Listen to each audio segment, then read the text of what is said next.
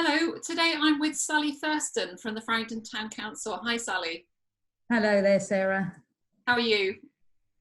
Okay, thank you. Yeah, doing Good. okay. You've had a busy morning, I know, this morning. Yeah, very busy morning at the food bank, yes. Yeah, excellent. Well, that's what we're going to be talking about today. But I Yeah. wondered if you could first of all tell me a little bit about you and how you came to live in Faringdon and the Faringdon area. Okay, yes, certainly. I came to Faringdon in the year 2000 with my husband and 4 children. We relocated here for my husband's work. Yeah, so we came all the way from Norfolk. And that's a nice part of the world over there too. Yeah, it's hard being away from my mum at this time, but yeah. Yeah, Yeah, so she's nice still in Norfolk, is she? It is, yeah. Yeah, and has she got family nearby to help? Yes, my sisters are there, so that's good. Good. That's reassuring for you anyway. Yeah, absolutely. Good. So, can you tell me a little bit about your role as Town Clerk and what that involves? Of course, yeah. So the Town Clerk is the chief officer of the council, and we're responsible for enacting all the decisions that the councillors make. So I operate the day-to-day and manage the staff, and manage the money, and make sure everything is done legally and above board. That's my main role. Yeah, exactly. So, I mean, obviously you've got quite an interesting background, a 6-year part-time degree in community governance going on at the moment. Yeah, absolutely. So I came to work for the Tourist Information Centre initially in 2002 when I needed to make some friends and get out of the house because I work from home. So I took a 4-hour-a-week job in the information centre. And then a couple of years later, the information centre was taken over by the town council, and I progressed from there. I took a basic clerk qualification back in 2012. Then I became town clerk in 2014, and I've undertaken a 6-year part-time degree in community governance. And I'm in my final year. Fantastic. And is that affected at all by the lockdown? Is that going to delay you finishing, or? My dissertation, which is this year, is in market town regeneration. So I'm looking at how we can look after the market towns and hopefully learn lots for Faringdon from other towns, so we can bring some things into practice here. But obviously that's been hugely affected. I'd already done quite a lot of my research, but a lot of it is very different now with the different climate. But I will go back to some of those towns and see what they're doing in recovery. And at the town council, we're already thinking about recovery because the impact that COVID will have on the town centre and all the businesses in Faringdon. So we're already thinking about that and looking at strategies. We've been taking a look at the Salisbury strategy after the Novichok, because that's all we can find, the similar really, how they recovered after that. So we're looking at that and we're thinking about a strategy when all this is over, as well as the day-to-day madness. There's so much going on behind the scenes that we don't know about, isn't it? And that's what's so good, I think, about those that have agreed to chat with me on these videos, because hopefully we'll all understand a bit more about what is happening under the water, under the radar, that we're just not aware of. Yeah, I think people don't understand what goes on at the town council or the district council or the county council, and why should they really? That's what we're here for, to make sure you don't have to worry about that sort of thing. So that's our jobs really, to keep that all ticking along. But that does make you question what's going on and who's doing what for you in the community at times like this, I think. And we must remember too that our councillors are all volunteers. Oh, absolutely. And I've got enormous, I'm a paid member of staff, so I get paid for what I do, but we've got 14 amazing councillors who put in a lot of time completely from their own time for the council. None of them get any allowances or anything like that. They do it all completely voluntary. And sometimes they get a hard time, to be honest, because obviously people see them as politicians, but really they're just community members who are throwing themselves into the community for the good of the community. And I respect them all. They're all very different and they all bring different things, but yeah, they work really hard on behalf of the community. Brilliant.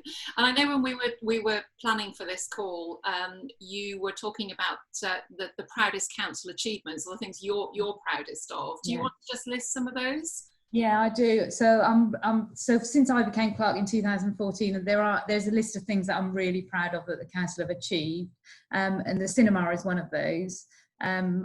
We started it as a pilot project, and that just grew and grew. The first cinema we did, we had 3 people come.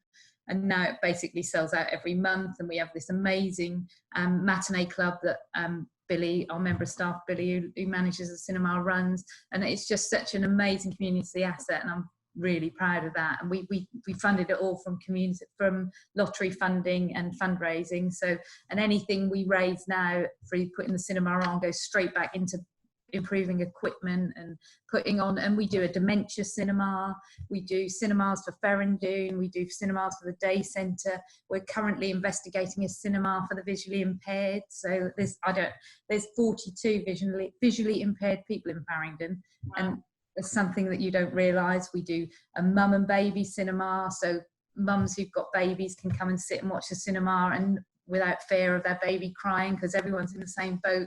So yeah, I'm really proud of that. The other thing I'm really proud of is the place, the Children and Families Project. This one gets me all emotional. But when the Children's Centre closed down, one of our councillors then, Councillor Al Kane, came to me and said, what can we do about this? And we looked into it and set up a community group to raise money to save the Children's Centre. And we raised over £100,000. Sorry. Incredible figure. Yeah, so that is incredible. And I know I sort of support them now, and I'm the treasurer for the place fundraising committee, and the council actually fund that. And we also, town council fund half, and we fundraise for half. So we're constantly fundraising for that. And that is, they do such an amazing job. And there's lots of stories I could tell you about the things they've done to help. But yeah, that one's really a real good one. I volunteered when I came to Faringdon. I volunteered at the First Babies group at the then family centre. So I knew what a job they did there, and yeah, so that was so important that we kept that in Faringdon, and they work so hard and do such an amazing job that people just don't know that's going on in our community. So yeah, thank you for letting me share that. I'm sorry for my wobbly voice on that one. That's perfectly acceptable and understandable as well, Sally. You're really passionate about it, and there's nothing wrong with that. Yeah. So you also mentioned the wilderness. Yeah, so that's a new project. Obviously, sadly, the Century Garden didn't go ahead, but we're planning the wilderness. One of our councillors came up with the idea to actually develop the wild space. It's Will's Close Triangle, which is next to the Hobble, that lots of Faringdonians will be very familiar with. And we're actually developing it as a wild space. It's been put on hold at the moment, but we've cut some parts in there, and we've got some funding, and we're looking for more to hopefully put an outdoor classroom in there and make it somewhere where people can go and just enjoy a wild space. So that'll be accessed by appointment, so people can come and get a key and go and sit there and contemplate and etc. And we've got a good list of volunteers, but we want more when this is all over to help us clear it and keep on top of it. But we've got 3 ecologists in Faringdon who are helping me with it, so that's on a volunteer basis. So amazing. Fantastic. People always step up in Faringdon. We just do we who our neighbours are and what they do, and what it feels like. Yeah. Fantastic. Yeah, it's brilliant. The other thing I'm really proud of, I worked hard on this, is to bring the Citizens Advice Bureau to Faringdon, and they now do a session every Wednesday and help people in Faringdon. Also, the Wantage Independent Advice come once a fortnight as well. So that was a really good thing. Where does the Citizens Advice meet? Is that in the Pump House project or in the Pump House? No, they meet here in the Pump House, in the council offices. Yeah. So when we moved our offices from the Corn Exchange into the Pump House, and that gave us the ability to offer a room to the Citizens Advice where they wouldn't be lone working. So that was a brilliant move, really. And so they can now, and we support them. So only one advisor comes, and obviously they couldn't work if it was in a lone building. So that made a really good thing for Faringdon to get them here, and they're so busy every Wednesday. Yeah, and you've also opened the museum in the Pump House as well. Yeah, on the ground floor next to the information centre. So Faringdon have wanted a museum for as long as I've been here, and for many years before that. So that was a big achievement for the council to get that up and running. Lots of help from volunteers as well. They're donating artefacts and telling us bits about the community, and we've got a full-size horse in there at the moment. So when we reopen, come and have a look at that. There's a great story behind that, but I'll take up too much of your time if I tell you that. That's something to do with Lord Berners. That is something to do with Lord Berners. Yeah. So, Sally, what we really wanted to focus on today is Yeah. food bank, which is more needed and more relevant today than it ever has been. So can you tell us a little bit about the history of it to start with? Yeah, so the food bank was started about 6 years ago by Churches Together. Some volunteers from the churches started a food bank, and they initially started it, they took food to Wantage actually, because they thought the need was there, but that became really quickly apparent that there was a need in Faringdon. And the Baptist Church offered these volunteers some space, and they grew from there, but they didn't have any parking, and people couldn't access the food bank. So Mairead Boyce, who heads up, amazing person in Faringdon, she heads up the food bank normally, she's a volunteer, and she came to me and we'd worked together at the family centre, so I knew her quite well. And she said to me, how can we get a food bank in the town centre? So I took it to council, and they were great, they always are, you know, if there's something community minded, the council are always up to here for that. So they said, yeah, let's offer them a space in the pump house, which we did, and they now have a room here in the pump house at the council. So that means the public can access the food bank in the town centre, which is amazing. And tell me about you know, how that food bank is running at the moment, and the kind of demand, perhaps the increase that you've seen over the last 3 or 4 weeks. Yeah, so the food bank generally serves about 4 or 5 people a week, and that's stepped up, doubled, trebled, and so we know, you can feel that there's going to be an increased need. People have to be referred to the food bank normally by an agency, Citizens Advice, the medical practice, the police, any agencies, schools, social work, anyone who thinks a family are in need, then they refer them to the food bank and give them a voucher, and they come along and the food bank provide them a food parcel. We've relaxed that a lot during the COVID period because obviously people can't get to agencies, and I think we're seeing need from families who wouldn't expect to normally come to a food bank. No one knows when you're going to be in that situation yourself, but I think this situation has seen more people thrown into that. Yes. And what I'd like to get across today is that don't worry so much about referrals. Contact Faringdon Bar of Kindness. I know you've done some interviews with them. Tell them if you've got a need, or contact me directly. I'll give my phone number at the end. You know, if you want to contact me directly and say that you need food, and please don't be embarrassed. Please just give us a call. We've got the food here ready and waiting for you, and we're here to help in this period, and we really want people to come forward and access this support that's available for them. And how are your supplies, and you know, how have you managed to get your supplies to where they are today? So we've had an amazing response from the community. People, I think we had eight deliveries of food today from the community. People drop it off at the doorstep and we go and pick it up. So the community have responded. Some charities have responded. Rotary have helped us out and been shopping for us at Booker's. We've had a donation from Faringdon Education Area Trust, is it FEET? The charity have given us a donation. I think it's Faringdon Educational Adult Trust, or Adult Education Trust, one of the two.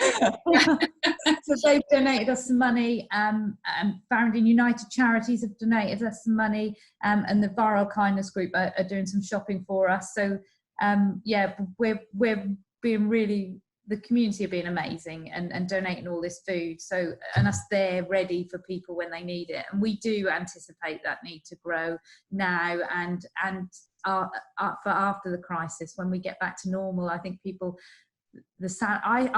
sort of think that the need will really increase after the 25th of April. That's my prediction, because obviously people aren't getting that salary on the 25th of April that they would have got on the 25th of March. And we all know what it's like when you've got young children and you live hand to mouth and you don't expect your salary to stop.